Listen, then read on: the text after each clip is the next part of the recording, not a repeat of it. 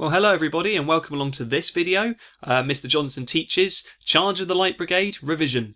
As it says on the screen, as always with these videos, you'll need to be ready to pause this because I'm going to be going through it at quite a pace in the time I've got. And what you need to absolutely be doing is actively revising this poem, which means hopefully you've got a copy of it. If not, you've definitely got a pen or something in your hand to write with and paper to write on so you can make notes as you hear them in this video.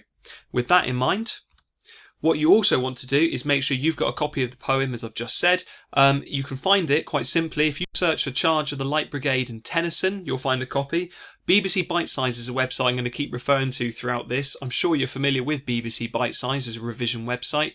The page for Charge of the Light Brigade on there is absolutely brilliant, and also the first page of the revision on that website contains the poem itself. So make sure you pause this video for now and have a little read of the poem. Okay, let's talk about Alfred Lord Tennyson himself then. Always good to know a little bit about the poet, because whilst you're not expected to just regurgitate and just repeat information about their lives, it does help if you know a little about them if you're going to go particularly for those highest marks and if you can drop some of this information in the right places. So I'm not going to read all of that for you. He is British. He had a long lifespan, as you might be able to tell from the dates. Poet laureate, Simon Armitage was poet laureate, as was Carol Ann Duffy quite recently. Sort of assigned or chosen by the King or Queen to write poetry for the country at times, which are significant. He certainly had a turbulent life, did Alfred Lord Tennyson. Again, more available online, but he certainly was captured by the events of Charge of the Light Brigade. So what we're talking about here, for those who maybe have forgotten, it's to do with the Crimean War, and that took place between 1853 and 1856. We're talking Eastern Europe. You've got fighting going on between the Russian Empire and then an alliance of other countries, which included others like France, but also Britain were part of that alliance as well, so fighting the Russians in Eastern Europe. This was one of the first times where you actually had reporters going off to battlefields and actually sending back reports quickly of what had been going on. For much of history, battles were just reported long after the events, whereas this was almost very current, and it was the newspapers that were publishing those reports. Particularly within the Crimean War, Charge of the Light Brigade, the poem, is about a specific battle, and that is the Battle of Balaclava.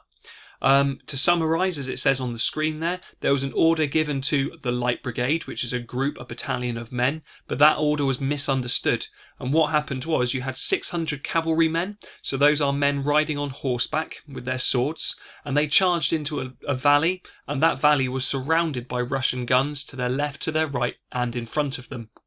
So I think you could probably picture for yourself men on horses riding into a valley where there are cannons pointing at them. The cannons are certainly going to do more damage than the men with their swords. So you can imagine it was, to use a word, a bloodbath in there. 150 were killed, 120 injured. It was a real blunder, a real big mistake made with the orders.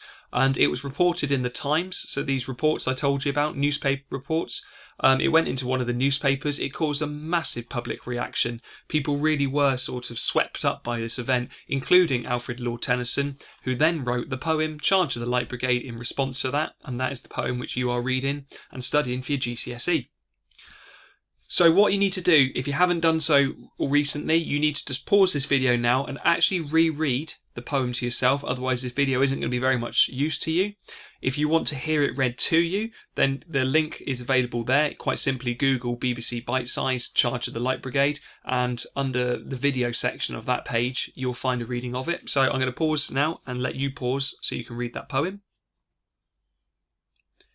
and then we'll move on. So let's unpick it in the time we've got together. Start with the title. Titles really matter with poems. I say that in all my videos. This one is very straightforward and descriptive. It quite literally tells you what it is about, the Charge of the Light Brigade. Yet, in some ways, its simplicity is really important. It doesn't try and be clever and poet and sort of overly descriptive. It tells you what it's about, and that is about the central thing, the most important thing, which is this event and the Light Brigade who were part of it. I'd also look at the word charge particularly. The Light Brigade is who they were. The Charge of the Light Brigade is a really strong connotation. And throughout this poem, there's lots of heroic language. This is a poem which praises the actions and praises the the honour and the bravery of these soldiers. So the word charge almost makes them seem powerful in that sense. So you've got those positive connotations.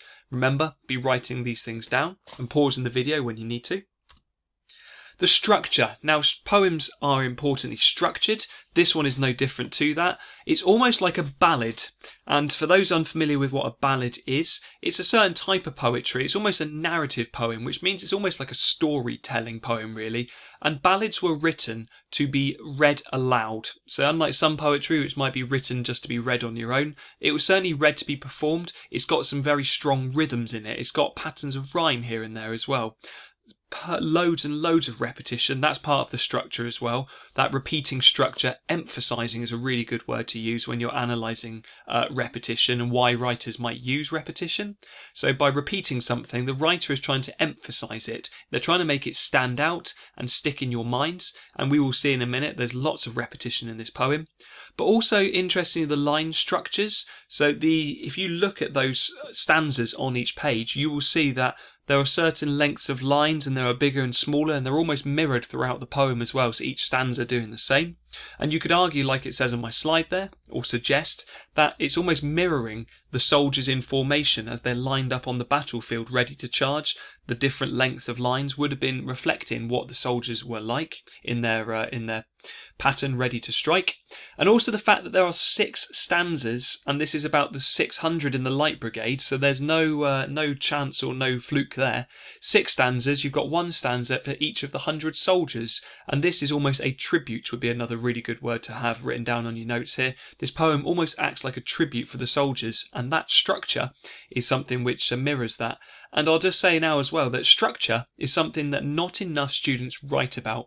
Many are confident in the exams and will write about imagery, they'll write about language choices. Too few write about structure, or certainly write about it well, and that's why it can be one of those things that pushes you towards higher marks. So let's go through. I'm not going to have time to read it all. It's quite a long poem as well. But look at the repetition right there at the beginning. What I will draw your attention to here is key is the Valley of Death. And the fact that the death is capitalised there, almost making it like the person. So death is in hell. Rode the 600, forward the Light Brigade, so you're getting the quotes there, and there is Valley of Death again, and the 600 again. So we're really establishing here the mood of the poem. It goes straight in with the description of what's going to happen for you, but notice about that really strong imagery about Valley of Death. And then we've got this again, the fact that someone had blundered is a really key word there. So blundered meaning made a mistake. Was there a man dismayed? No, someone had blundered. Those next 3 lines, which repeats the word theirs at the beginning, is a really key line for you as well. So theirs not to make reply, theirs not to reason why. Here's the rhyme going on there as well. Theirs but to do and die. So actually they have no possibility of questioning their orders. They are loyal soldiers and they will follow these orders, but it almost shows you the lack of voice, the lack of control they've got over their situation. And as this is a poem in the power and conflict section, you could almost argue perhaps it has a lack of power. And I'll also draw your attention to, again, the repetition of the Valley of Death that goes on there as well. The Valley of Death, I found in my revision guide, tells me, in fact, that it's actually quoted from the Bible, that one as well. So actually we've got Tennyson quoting lines from the Bible. His readership, the people reading these poems, would have been familiar with this idea and would have got that reference as well. The fact he's almost setting up, you could argue perhaps foreshadowing what's going to happen to these soldiers in this poem. And indeed, what happened to the soldiers in real life. Sorry, that's cut off slightly, but then you've got more repetition. Cannon to the right, cannon to the left, cannon to the front, quite literally describing for you the battlefield here, but almost that repetition builds up quite how many cannons they were and quite how outgunned they were as well, and almost how hopeless their situation was. But nevertheless, even though it was hopeless, you've got words that they've got boldly they rode. So they rode confidently and they rode well into the jaws of death and the mouth of hell. That's a new line for us there as well. The mouth of hell. These metaphors that are being used here and almost the personification of the battle that's going on here as well. This is a rich poem, rich in the sense that it's got loads and loads of description, and one of my favourites, I think, in the anthology, and a good one for choosing because of all of this rich imagery, and it's also quite memorable as well. Moving on, a much longer stanza on this one as well. Sabers is what you pretty much see in the picture there, a sort of curved sword. flash the sabers bare like that. It's flashing in the sunlight as they turned in the air. They're sabering the gunners, so they're cutting them down as best as they can. But remember that they're charging into cannon fire, which is when they plunged into the battery smoke. So the battery is like a group of guns. Right through the line they broke, and it talks about the soldiers, the Russians who are Cossacks, reeled, so they're almost sort of coming back and being hit by these saber strokes. But they rode back, this army, but not the 600, and even the word not is repeated there as well. Then we've got more repetition, this time of the cannons, but talking about in the reverse, right, left, and then it's behind them. Thundered, and you've got horse and hero. There's lots of alliteration in this poem as well, and quite a bit of sibilance, like the lines shot and shell, almost maybe mimicking the sounds of the bullets and the cannonballs whizzing through the air. They came back through the jaws of death and the mouth of hell. All that was left of them, left of the 600. So now we've got the idea planted in our heads here that they are not survived, a lot of them. And then we move on to our final stanza here. When can their glory fade? The wild charge they made, the world that wondered. More alliteration for you, trying to emphasize and draw our ears and our attention to that line there. And then we've got these imperatives here, these commands telling you what to do. Honour the charge they made. Honour the Light Brigade. Again, hear the rhyme going on there as well, again, as we talked about earlier with the structure. Noble 600. I didn't talk about the fact that every stanza, in fact, ends with a reference to the 600. If I just read through them quickly, the first three are rode the 600. Your fourth stanza is not the 600. Left of the 600 for the fifth, and then finally with your sixth one, the noble 600. And think about the fact structurally that Tennyson chooses to end with that line, end with that image in our heads that he wants us to pay attention to there. Honestly, Charge of the Light Brigade is a really good poem because it's got lines that you can remember, and the fact those lines are repeated means that you might remember more of them as well, perhaps, but a really good one for choosing. So with that in mind, you're definitely going to pause this video in a moment to have a look at this. But there's 5 questions for you to help you with your annotations and try and draw your attention towards certain things. So I've talked about imagery. There's loads of language here to do with bravery of the soldiers as well, which he wants to really create in our minds.